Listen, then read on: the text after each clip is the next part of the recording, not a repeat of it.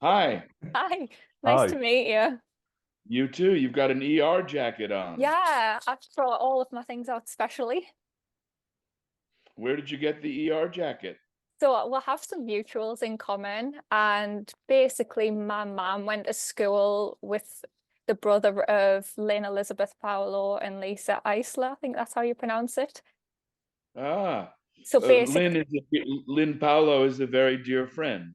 I've spoke to her a few times, but like I didn't know what to say. Yeah. But this was left behind in the loft, as we call it, and I ended up with it because I was such a big fan of the show. Very good. Thank you. Yeah. I just want to say congrats on your book because honestly, it was amazing. Like really Um, amazing. yeah. Good to hear. So thank you. I'm glad you got the chance to read it. I don't know what you said that you don't read easily, and I appreciate you making the effort. Yeah, I'm autistic and I've got ADHD, so I struggle to process all of the information at once, but I literally couldn't put it down. I sat there straight away that same night, and then I looked and it was 3 hours later and I'd read over 100 pages. Wow, fabulous. So let's start with the questions. And Sure.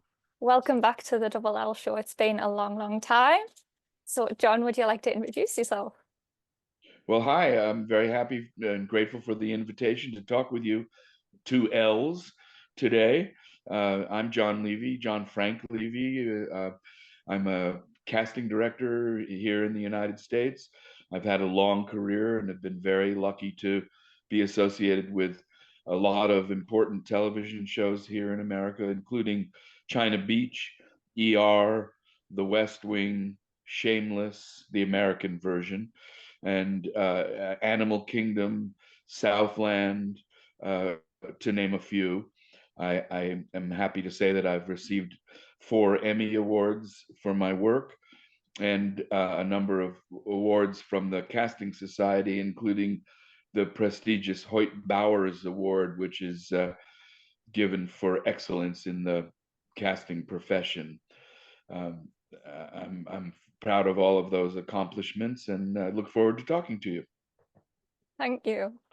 So, one thing to mention, which came up on my feed on Instagram not that long ago, people were talking about the casting of Shameless UK versus the American version.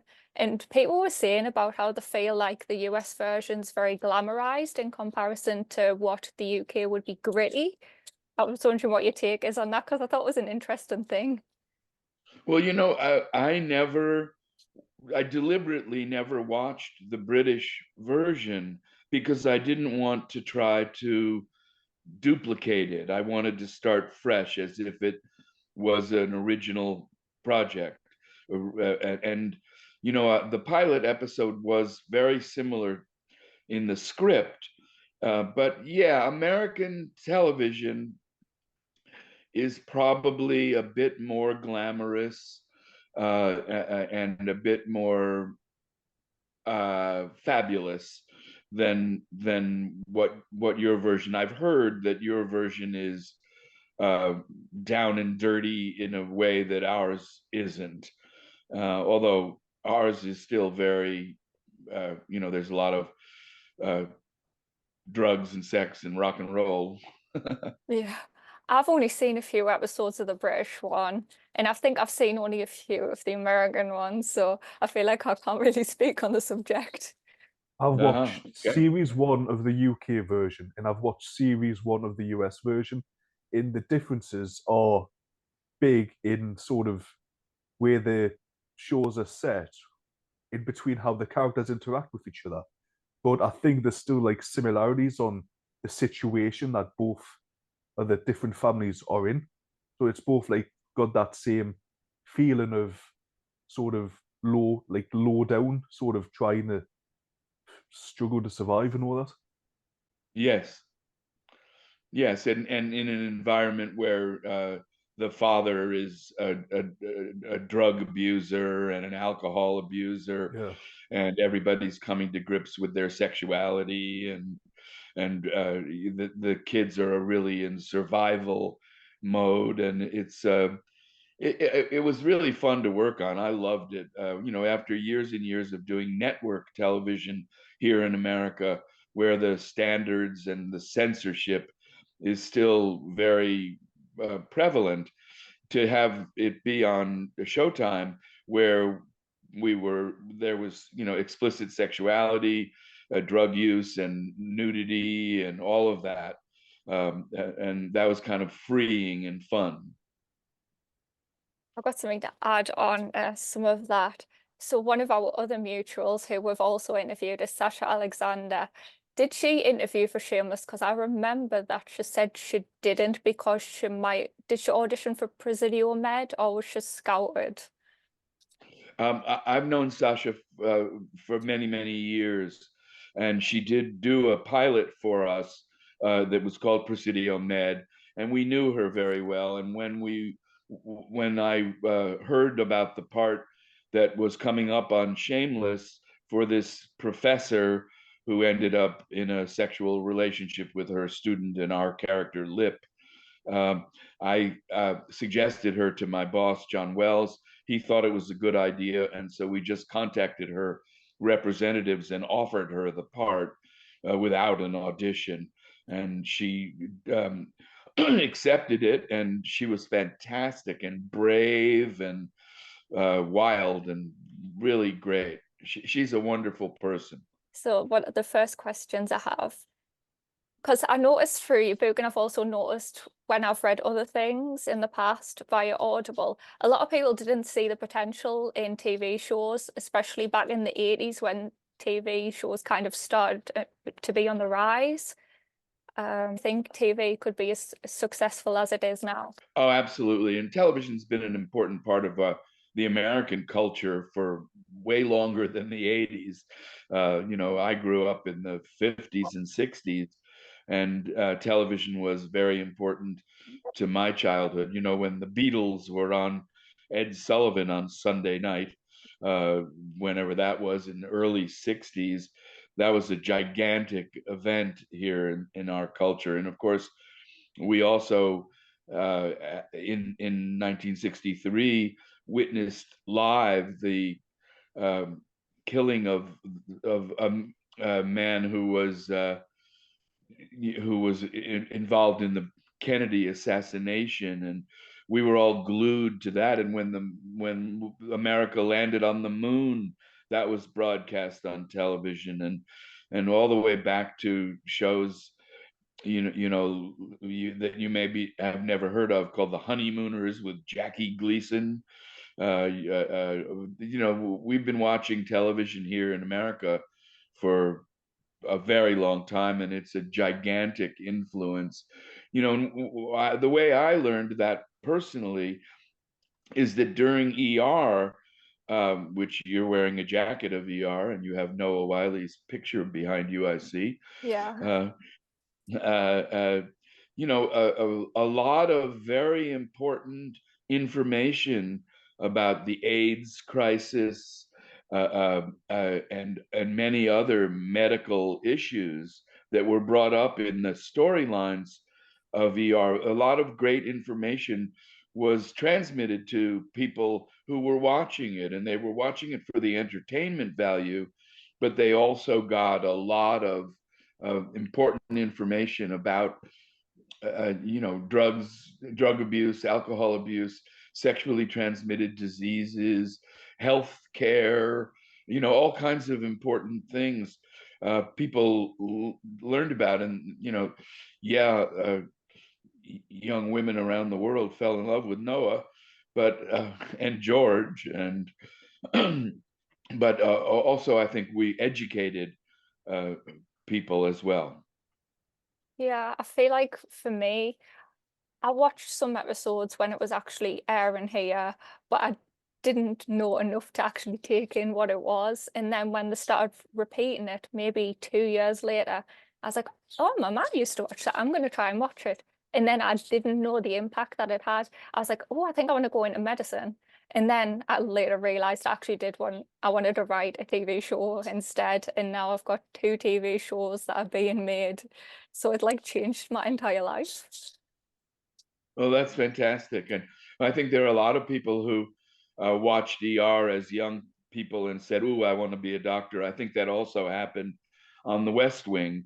A lot of young people thought, "Oh, I want to serve my country by being part of the government," and that's the sort of secondary part of it. But making TV shows is hard work, but I think it's a good choice for you. Thank you. Yeah, it's been very big struggles, but finally getting there. That's Eventually. great. So the next question is, how does it feel for some of the biggest stars to say such beautiful words about you? Oh, it's so gratifying. I when we finished the book, I emailed a lot of actors, writers, directors, and said, "Hey, would you feel comfortable about saying a few words about your experience working with me, so that I could use that for publicity purposes?" And then uh, people didn't really understand the idea of a few sentences, so they wrote paragraphs about working with me and about me, and it's incredibly gratifying and so lovely. And the foreword to the book, written by my boss, John Wells, I still can't really read it without crying. It was really emotional. I remember turning the page and Mariska Hargitay, like she'd done like 3 pages of the book, and I was like, wow, like Yeah, that is well, insane. Mariska and I go way back, and I adore her, and I'm so thrilled for her success. Do you ever know from when someone walks in the room if they've got talent or not? Um, I have a very strong instinct about people, and so I do get a powerful sense of people when they first come into my office or when I first meet them. Um, and that, I think, is at the center of why I've done well as a casting director. I'm interested in people, I'm attracted to people, I care about people, and I can imagine what people are really like, what they're hiding behind the mask that they put up. Um, and I think that's served me very well. Do you think like studying psychology when you were younger came in handy for that aspect? Yeah, it did, but more just my parents had a lot of interesting friends, and when I was a kid, I watched and listened and observed, and I developed that imagination. I don't know if I was always right about them, but I always had a sense of their uh, of what their inner life might be like. That's so insightful. Do you think that table reads are still important? And also, do you think there's a stigma that they're actually quite scary? Well, table reads are very important. They're important for the writer to hear the words before you start shooting, to see if there are any adjustments that need to be made. And it's also an opportunity for the actors, particularly the guest actors, to get comfortable in the environment and feel like they're part of what we're doing. Um, and then I didn't understand the second part of your question. Do you think there's like a stigma because a lot of people seem to think that when it comes to a table read, it's the scariest part? I guess it's scary for some people, but experienced professional actors love the opportunity to act. And I don't think they're terribly intimidated or frightened. I mean, sometimes if your scene is opposite uh, somebody who is enormously famous and you're at the beginning of your career, you could be quite intimidated. But that's part of the reason to do a table read, is so that you can realize that George Clooney's just a guy. He's not George Clooney the star. He's George Clooney the actor, playing Dr. Doug Ross, and he's finding the scene just like you are. Yeah, that's actually a really good take on it. And following on, something that's quite similar. Do you think actors are kind of generalized as being divas or quite snobby? No, I think the best actors are the opposite of snobby. They're adventurous and brave and willing to uh, imagine them, use their imagination to marry themselves with the character. And that's, uh, maybe in their personal lives, being famous is a not always a wonderful thing, to have very little private life, and have everybody, I read a quote yesterday. Leonardo DiCaprio was talking about how, he always knew he wanted to be an actor, and he loves what he does, but the downside is that, that his personal life is everybody's business. And so I think maybe actors are a bit standoffish in their personal lives because they're constantly being assaulted by paparazzi and fans and all of that. And they can't just put on a hoodie and some sweatpants and go for a coffee at the local coffee shop without a whole lot of people kind of buzzing about them. And I think that may make them a bit standoffish, which might be interpreted as snobby, but I don't think they are. Yeah, it gets hard when you start getting lifted up onto like a pedestal. It's a scary prospect when people are like, especially in the world of social media, like people can do anything and it's beyond. Yes, without question. It's our world now with social media is so invasive and so filled with falsehoods that you could be ruined in a minute by a lie. Yeah. I see quite a lot going around and I'm like, but that's not even true. That's not true. And nobody will ever really get to know the truth. Yes, I agree. It's very sad. Back onto the casting. Do you ever outsource actors through, say, open casting calls? Um, we've done that occasionally, but not very often. When we were working on Southland, which was a show about Los Angeles Police Department, I did have an open call for real cops to come in and who wanted to possibly be actors. So I saw, 50 or so real police officers, and surprisingly, they weren't very good. What's your best advice for, say, indie actors trying to get noticed? Because I know that sometimes you see a repetition of talent in the industry where people are using all the same actors over and over again rather than, say, scouting someone new. Yeah, well, I think scouting someone new is always a good idea. Although, you know, if you're trying to cast a 45-year-old man who's running for political office, that's probably not going to be a discovery. That's going to be a professional actor with an experience. If you're casting, a show like Shameless, the American Shameless, and 5 or 6 of the characters are children, well, then you're going to do a wide search and hope you find somebody as wonderful as we did on Shameless.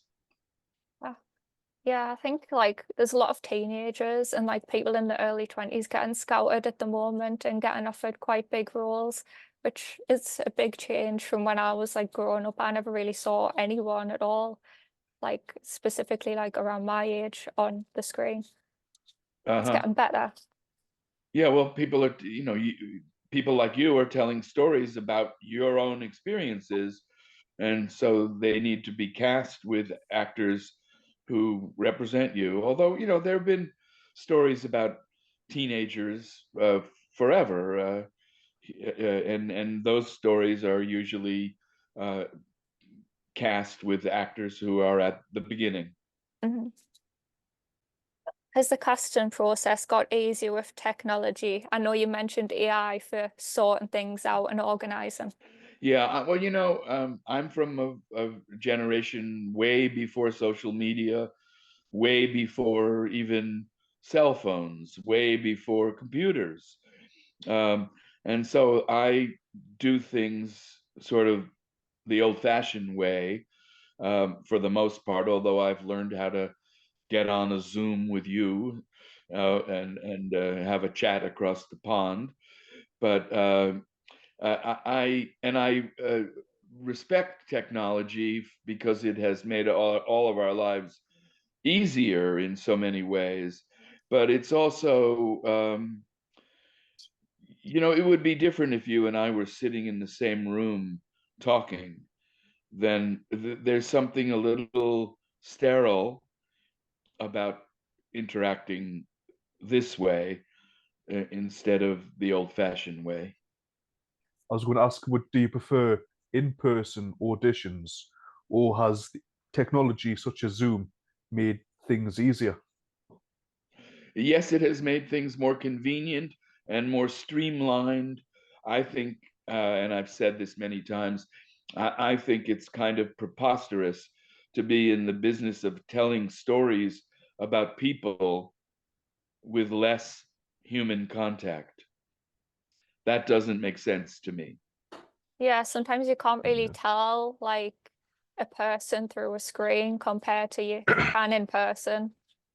Yeah, but and then of course we when we have cast using technology, uh, a director that I worked with said, this is really weird, and I said, yes, it is, and then he said, but ultimately the audience is going to experience these actors on a screen, and so auditioning them on a screen isn't so weird after all. That's actually really interesting to think about. Like it really I know. is.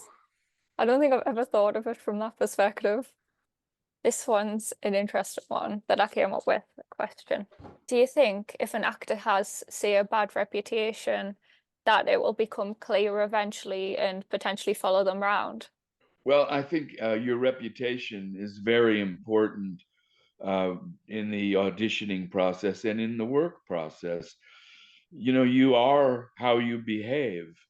And if you behave badly, you probably slow things down and cost money and make other people uncomfortable and angry or frustrated.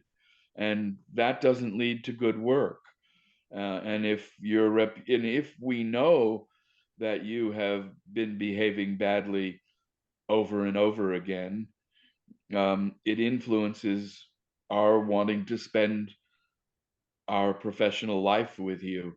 We probably think, well, he might be good in the scene, but it won't be fun, and it Yeah. won't be productive, and it won't be efficient, and all of those things are very important. And so I think if you behave badly, you'll get weeded out. Yeah, sometimes when you're on a set like that, it just makes people go into the shells quite a lot. I know that. And Yeah, that's not always a good thing. no. We need to, when we're telling stories, we need to be out of our shells and into our authentic selves. And if someone's behavior is making everybody retreat or whatever else kind of negative connotation, that's not going to be good for creativity. The next question, who was your favorite character on ER and why? That's such a hard one. Well, I don't know that that's a little bit like asking me which one of my children I like the best. I would never answer that because I love them both in different ways because they are different people. But I must say, when Anthony Edwards' character, Dr. Mark Green, died, I felt like I really had lost a friend. And in so many ways, Tony's character was the heart and soul of the ER at the beginning, and he remained that, and so I in some ways, his character was my favorite, but I really loved them all. I also very much loved Maura Tierney's character, Abby. I identified with her troubled soul and her crazy mother and all of that. And but there isn't a single character on ER of the regulars, the stars, that I don't love in some way. Yeah, I relate to it that way. Like, I love all the characters. They all add something to the show and they all stand out in their own way. I feel like my favorite out of like all the seasons and who would stand out for me was Susan Lewis. I related to her quite a lot because of her personality. And sometimes when she's around people, she's like quite vibrant, and then around other people, she's kind of like closed off a bit. Yeah, she was fantastic. I remember a scene from the pilot, which I think I may have referenced in the book, um, where Farrar, Clooney's cousin, and the son of Jose Farrar, who's recently died, was diagnosed with cancer. And the scene was with Susan Lewis, and he was saying to her, "How long do I have to live, Doc?" And she said, she tried to avoid answering him, and he kept pressing her and pressing her. And finally she said, "Nothing is certain, nothing, nothing at all." And I remember that. It's 20 years ago, so distinctly. And I love Susan Lewis's character because she's a regular person, just a regular person. Yeah, I remember when like she became my favorite character, I went and cut off all my hair to be like her. It didn't end well. What is the best environment to work in? A very stressed environment or fun? I think fun is important for creativity, and I don't. I understand stress, but I think of it as a challenge, and I try not to get caught up in the whirl, the twirl of all of everybody else's anxieties about things. I'm confident that I'm going to find the solution and that I'm going to enjoy the process of finding the solution. And uh, some days are less fun than others, but I very much believe in having a good time while you're doing creative work.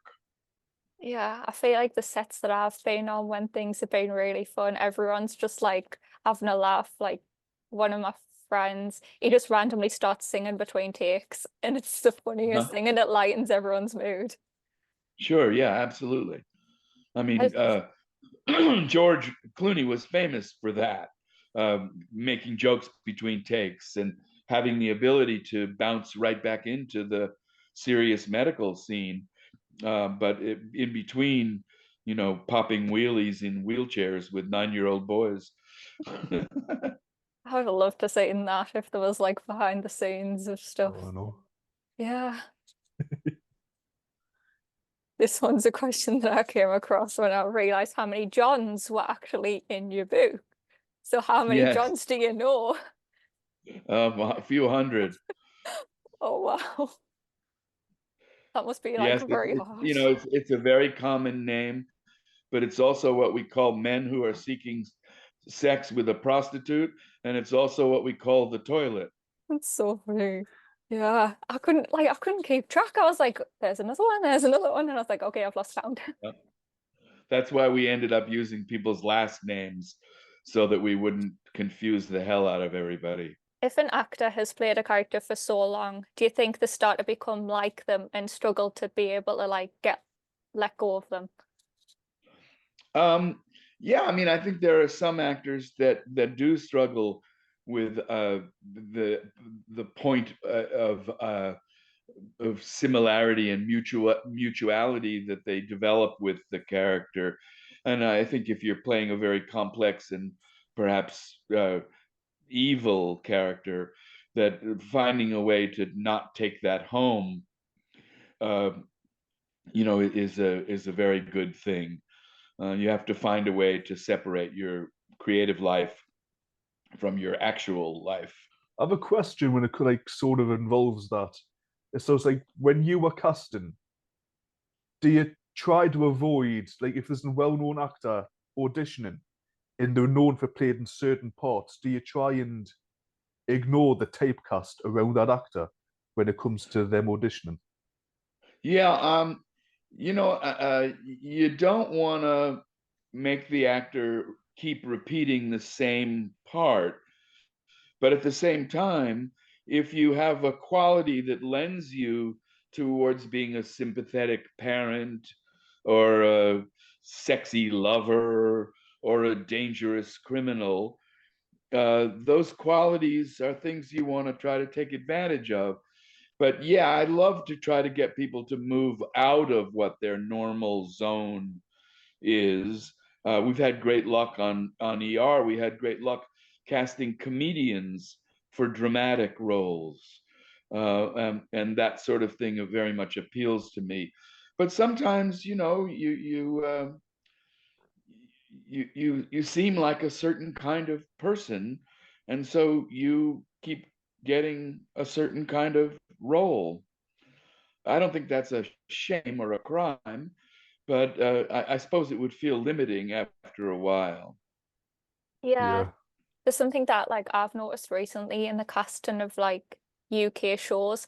A lot of soap actors, like they will stay there for so many years because they're so afraid that if they leave that soap playing that specific character, they'll never get work again because people only see them as that.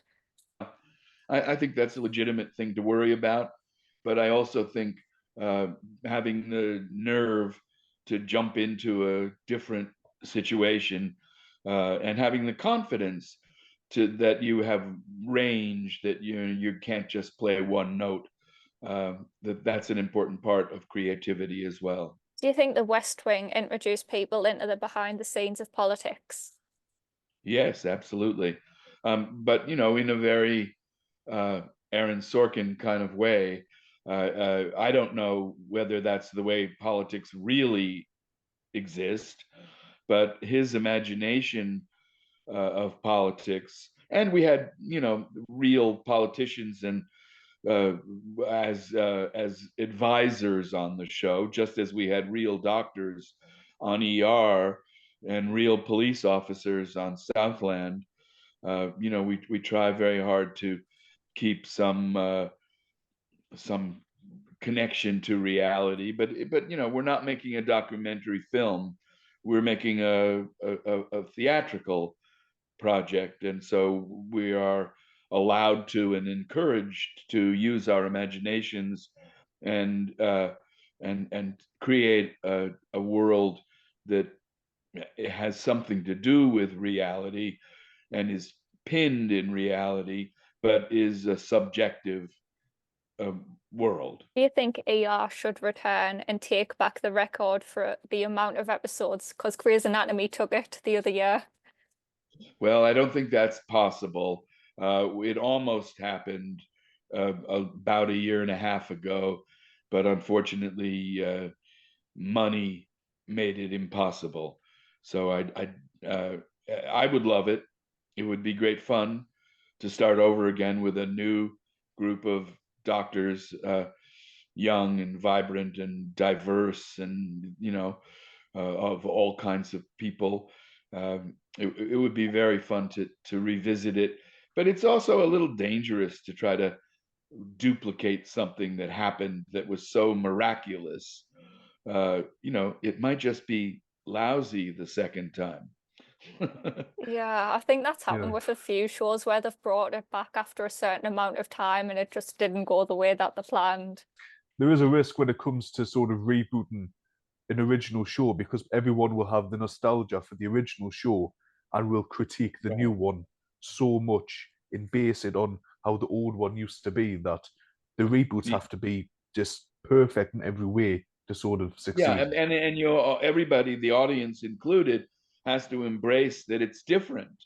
I mean, you can't find the next George Clooney. You have to find a new person who brings a new something special to the new character. And if you're trying to, that's why I said I didn't watch the UK Shameless, because I didn't want to try to find Ian the same as the Ian in the UK one. I didn't want to find Frank. I wanted to make it new, original, and special. What do you think of like the claims that certain people now cast people to tick boxes? Uh, uh, I'm not sure I really understand the question. You mean special skills and having to have it be real? No, like there's a thing where people cast, oh, there's a visibly disabled person. There's Oh, so like they'll pick minorities and be like, they are casting these to push a message and things like that, and just to have yeah. them there. Well, I mean, I think visibility for all of people is important. Uh, I mean, I think it's great that we are seeing more and more people of color, people, gender fluidity, and all of those kinds of things, and also disabilities. Laura Innes, who played Dr. Weaver on ER, played a character that used a cane and had had polio, I think, as a child. And she is an able-bodied actress. I'm not sure we'd be allowed to do that today. Um, so, diversity and inclusion are very important and very positive things, but I don't think you have to rob a bank to play a bank robber. I don't think you have to kill your children to play Medea. Uh, we're creating a world of illusion, and what we should be doing is telling the story with the most intensity and authenticity as possible. But that doesn't mean, for me, again, I'm old fashioned. I always think the best actor should play the part. And but I also love inclusion. And on Shameless, we cast a trans character, and we looked in the real trans world, and we cast a trans person to play the trans character. And I think if we had done anything else, we would have been ripped for it. And it turned out good because he was fabulous and authentic. Yeah, there was a conversation earlier about a lot of things like to do with like autistic characters. I think it might have been on TikTok, because there's been a majority of like able-bodied people playing autistics over time, and usually they play them so wrong. Whereas sometimes if you include, you'll get it right. Yes, that's absolutely right. I mean, I think the more unique the authenticity is, the more important it is to cast it from the real community that the character is representing. Yeah, people feel less alone then, really, Yeah, because there's a lot of Mhm. like when you're kind of like a minority, you just left. You look to TV, you look to like other places, and you never see anyone like yourself, basically. It's right. sad. Yeah, absolutely. But 25 years ago or more, uh, that was true. You almost never saw a Latin American person, a Spanish speaking person. And when you did, they were usually maids and gardeners. And, those stereotypes and those cliches were the only visibility. And so nobody, a young Black girl didn't see herself and her potential on television. And so she maybe got the message that it wasn't possible for her to become Michelle Obama or Regina King, Why do you feel it's important to get the best out of every actor? because the best actor is going to help you tell the story in a way that will move and entertain and educate the audience. Do you think that casting calls with very specific requirements can exclude talent? Do you think if you dress for the role in the audition and potentially go method, you have more chance of success? Well, I think you should, I don't think you have to dress for the role exactly, but I think the thing you shouldn't do is dress completely inappropriately for the role. If you're playing a lawyer who's doing his summation speech at the end of a trial, and you come in from the gym in your exercise bra and short pants, that's probably not a good idea. I have heard of a story like that where it actually led to success. Like Raoul Coley, he does like Mike Flanagan's series now.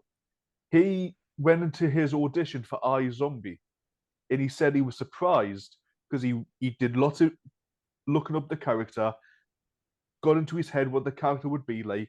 He went to the audition, dressed on what he thought the character would dress like, how he would look. And no one else auditioning for that character did any of that. And he was the one who ended up being cast as that character because he put so much effort on the day of the audition to sort of Yeah, be that character. that's a great story, but I think the opposite happens as well.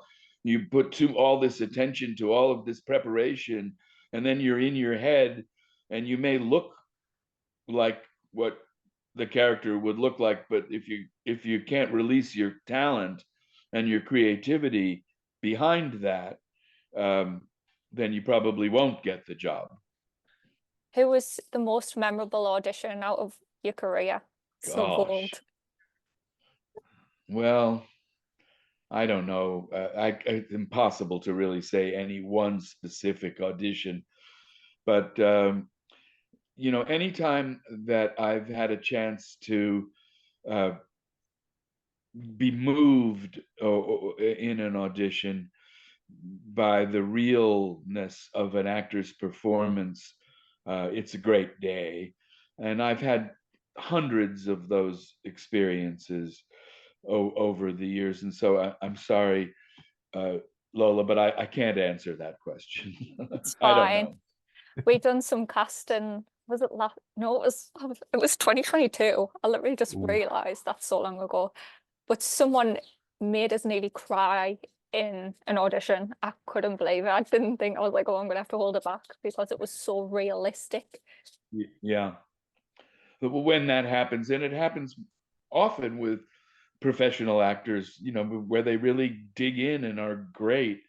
And even, uh, I have an old friend who I really sometimes I think I can't bring him in again because he makes me laugh so hard that I ruin his audition by laughing out loud in the middle of it. And so, but yes, I've been moved and entertained in my office 1,000 times, and I'm grateful for each one of them. Do you believe in the logic that everything happens for a reason? I know you said there was a lot of happy accidents along your career. Yes. Well, I don't know. I mean, that's a sort of a common statement, oh, it was meant to be and all that kind of stuff. And I think we create our opportunities and we create our luck and we're open to a happy accident. And I don't know, it was meant to be sounds a little bit like it's God's plan. And I think if there is or isn't a God, he isn't steering our opportunities. She isn't in charge of what happens to us. We are. Our opportunities are a result of our effort, our hard work, our discipline, our creativity, our freedom. And so I don't know that I believe that everything happens for a reason or that it was meant to be. Do you think there's a lot less three-dimensional characters on TV now? No, I actually think there's a lot less three-dimensional characters in films because of all of the action and the comic book characters and all of that sis boom ba kind of nonsense.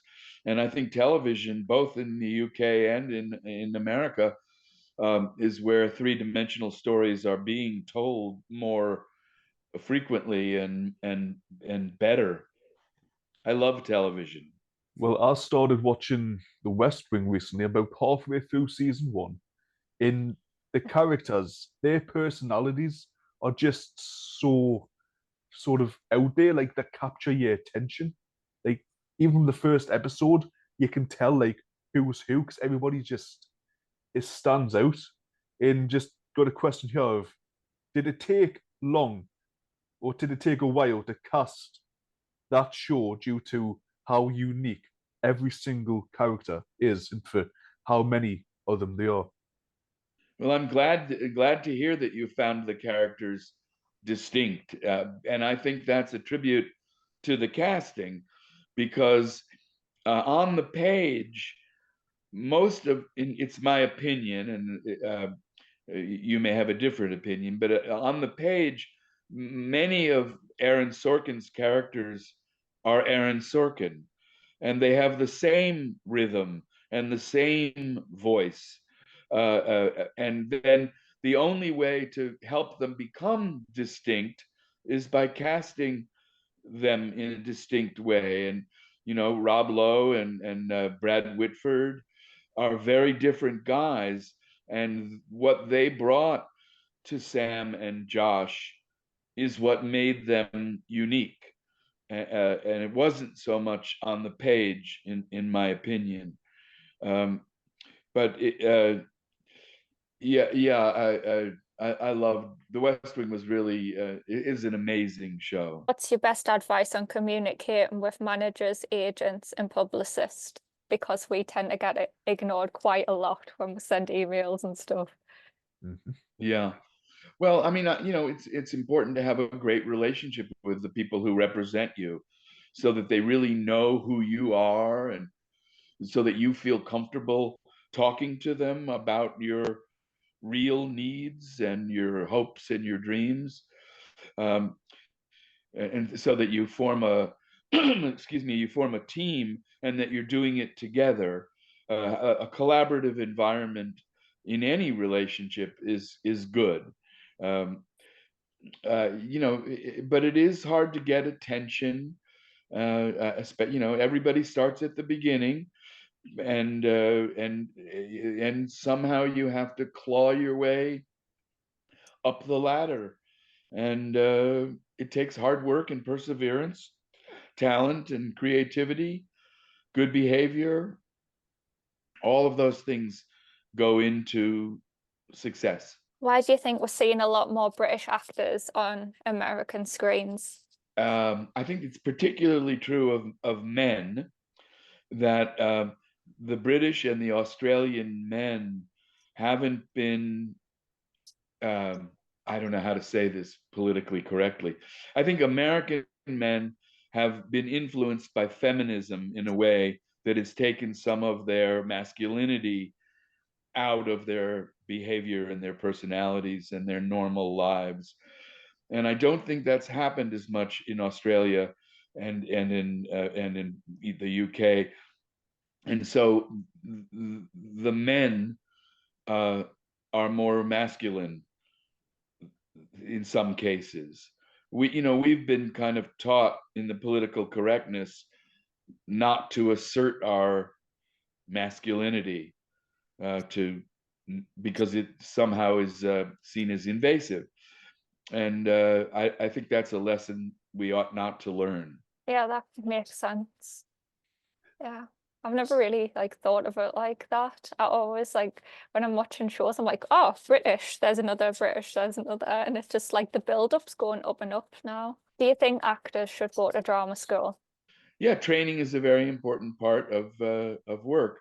But some people can do it without that and find a different route into it. But yeah, I think training is a good. It's like training is like a trampoline. It helps you jump higher. Do you think living through such important events like JFK's assassination, racial inequality, and AIDS epidemics, etc., shaped your view of the world? Absolutely.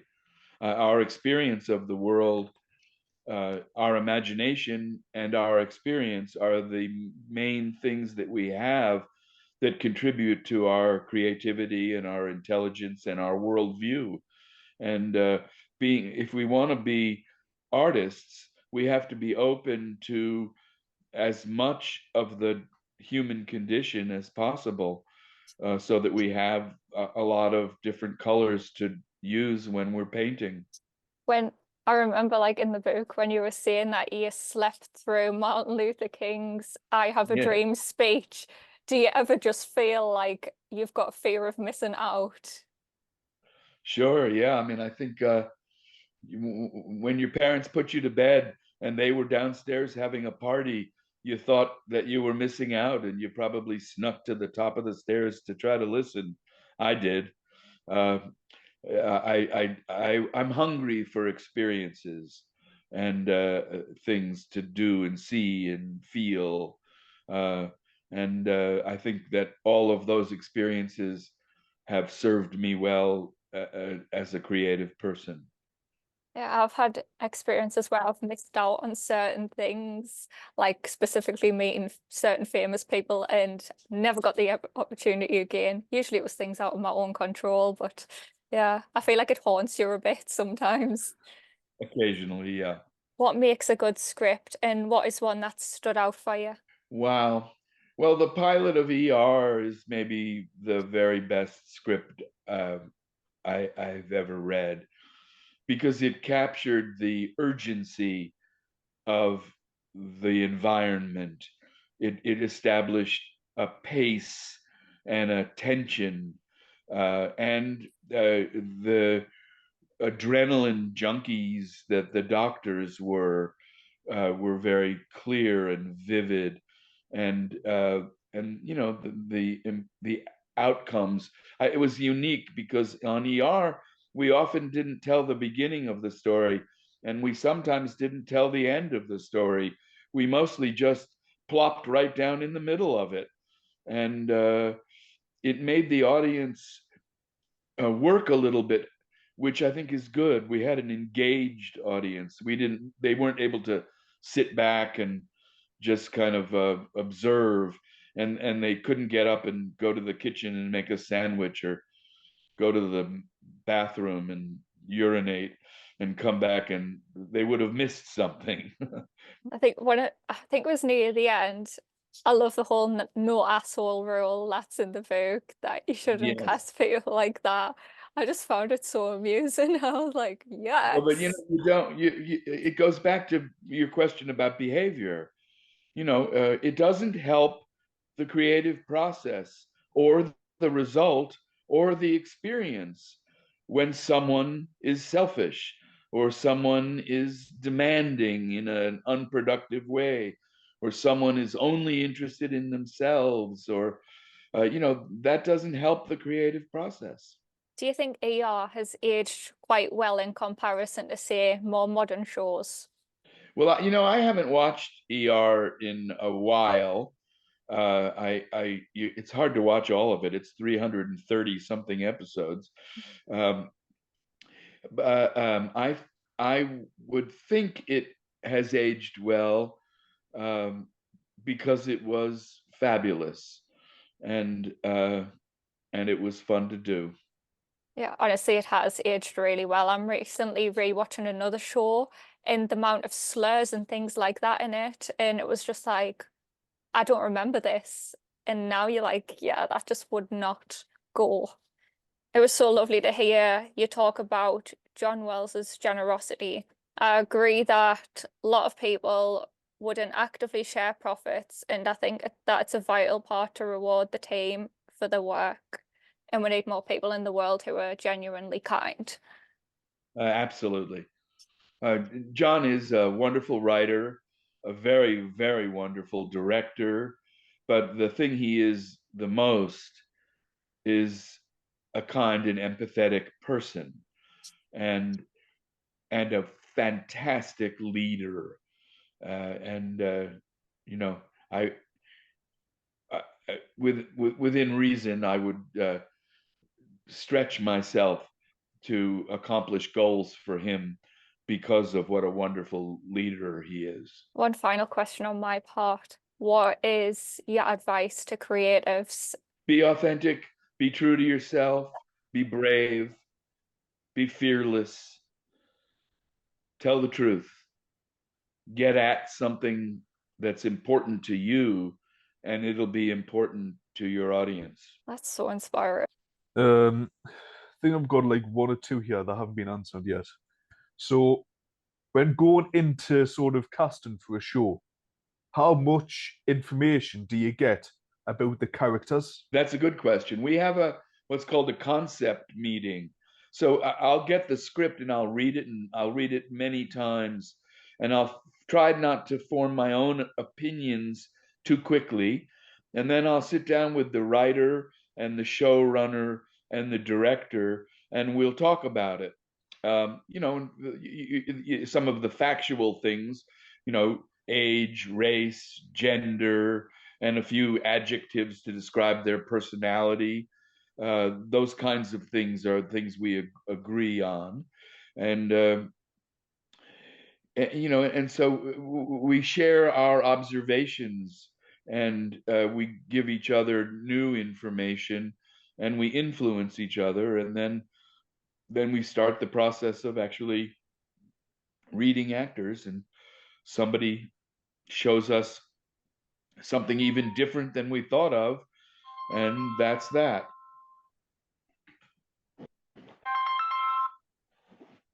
That was my phone ringing. One last question I've got here is, has there ever been a time where all the auditions have been done, you've cast a character, they've sort of sat down, had the table read, but when it's come to a screen test, it didn't sort of work well with the other actors? Yeah, sure. With all the success that we've had our share of failure as well. And we've chosen the wrong person on occasion. And sometimes we learn that quickly enough to replace them and shoot with somebody else. Sometimes we don't, and then we have to fix it in post. Honestly, post-production is sometimes an absolute nightmare, and I don't think a lot of people realize it. Oh, I'm so grateful that I'm in prep and not in post. Well, folks, I've enjoyed talking to you this morning, and thank you very much for the invitation. Please let me know when the podcast drops so that I can post it on my Instagram and maybe get some more viewers for you. And Thank you. Awesome. I wish you both the best of luck with your creative endeavors. Thank you.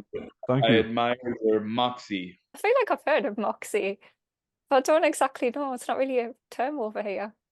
Oh no, moxie. It's like your sort of blind bravery. Yeah, that makes sense. There's a movie Awesome. called Moxie. That's how I've heard of it only. Thank you so much for your time. Thank you for talking to us. My real pleasure and honor. Thank you very much.